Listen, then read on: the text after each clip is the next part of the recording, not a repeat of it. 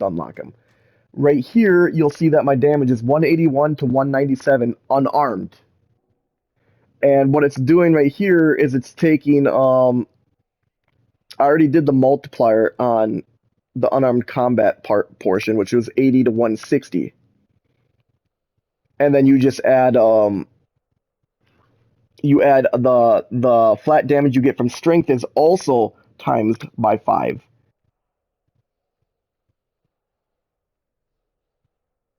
So once strength becomes active, which I don't think it is right away. I can't remember what the base strength bonus of monk is. I think it's 10, might be 12. Um, but once the strength bonuses activate, so basically you take the 16 to 32 and you add it on top of the multiplier from your strength. So you take 33 times 5, because you got 5 points in unarmed combat, you end up with 165. Then you add 16 for minimum, which is 181, which it says there. And then you add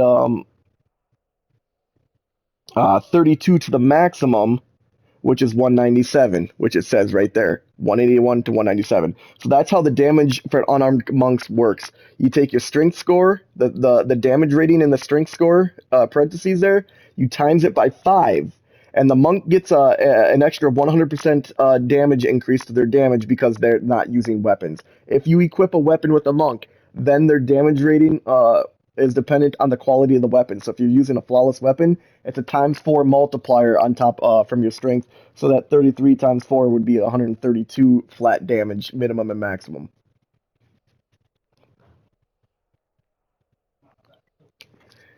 And that's how, and then so we'll go through the list here. Combat reflex attack speed, great. Crushing blow. This is an active feat that adds damage to unarmed attacks. It's just a single attack. I don't know why you'd want to do that. It's pointless.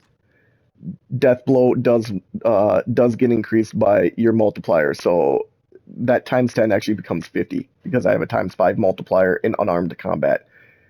Anything with a plus symbol next to the damage number will get affected by the quality of your weapon or unarmed combat. Deflect missiles is amazing when you're playing the monk because 25% chance to not get hit by ranged attacks, including spells. It can block spells like magic missile. It's great. Dodge, pointless if you're doing a strength monk. Diamond body is amazing because you basically become immune to poison and acid. It reduces their ticks to 0.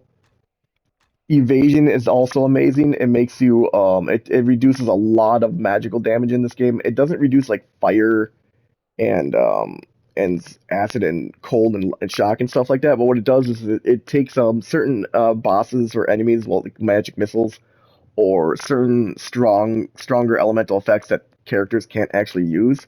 It will reduce that by 50% and make you immune to a couple things, but it doesn't list it here. Improved critical, obviously, if you're doing melee, amazing. Iron Will if you want. Piercing Strike, you can reduce the enemy's armor class by up to 12. I think it's 20 max here.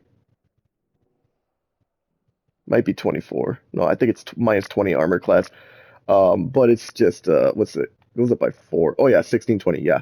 So it's not worth the crap really because once you attack the enemy, it does increase subsequent attacks by a lot, but you're going to be doing so much damage that it's a waste of time to try to use it. Long weapon focus, don't need it. Spinning strike, if you want to hit multiple enemies at the same time, have a two-hander staff equipped. You can switch between them if you want, just like I'm switching between my dagger and my unarmed. I'm switching between dagger and unarmed by hitting the right button, the right directional button. If I had a two-hander staff equipped, then I could switch to my staff and use spinning strike. It goes up to +5 damage, but again, if you have a flawless staff, that's 5 times 4. It's an extra 20 minimum and maximum damage. Sprint, useful, very useful. Always get sprint up there. Stunning blow, you don't need 5 points in it initially. You just need 1 point. Anytime an enemy's blocking, unless it's an undead enemy, the enemy has to be able to be stunned. You can knock them out of that block. So if you're attacking something and all of a sudden they start blocking, Just I have it on L1 and X. And this is what it looks like. I'll just use stunning blow. It'll knock him out of that block, and you just go right back to attacking him. It does not get affected by the quality of your weapon or the times 5 from unarmed combat because it does not have a plus symbol next to that 16 to 34. It just does a flat 16 to 34 damage. That's it. So it's not useful for doing damage. Or spinning strike staff, yeah. Sweep and attack. This is for unarmed. This is an unarmed AE attack, but it only hits things in front of you. You can, I mean, if you don't want to keep switching the staff, this is very useful. You get a times 5 bonus. So like this one's only 20. This one becomes 25. So you get an extra 5 minimum and maximum damage to it. And you don't have to keep switching weapons. Two weapon fighting, obviously, if you want to just do a dual wielding monk, go for it. If you want to do a throwing dagger monk, go for it. Or a bow attacking monk, go for it. But my favorite way to play the monk is unarmed combat. And anytime you're playing an unarmed combat monk, always remember you get a times 5 bonus to your strength score. So 33 times 5 plus the 16 to 32 base damage of the feat. And then this is what makes the monk the second strongest character to use when you're first playing through the game before you unlock extreme mode, because when you convert to extreme mode with that save file, you lose all your gear and everything.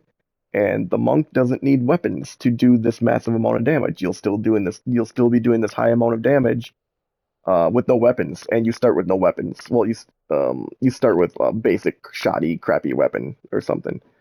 And so the monk can immediately just start one-shotting and two-shotting enemies right from the beginning. But you're susceptible to taking damage yourself, which is why the monk is not the strongest the necro is, because the necro can reduce all that damage. And this is what puts the monk above the barbarian in terms of the very first playthrough, and in terms of strength of doing your very first playthrough of extreme, because the barbarian is weapon reliant and you have no strong weapons at the beginning. You have barbarian rage, but you lose that extra +5 if you crafted it. So you got only an extra 5 to 30 damage um, on your barbarian, which doesn't get increased by any quality of weapon because you don't have a weapon of fine quality or higher. So you just get an extra 5 to 30 flat damage, which does help with the barbarian to start clearing some stuff, but it's nowhere near as powerful as just an unarmed monk. This is all I need.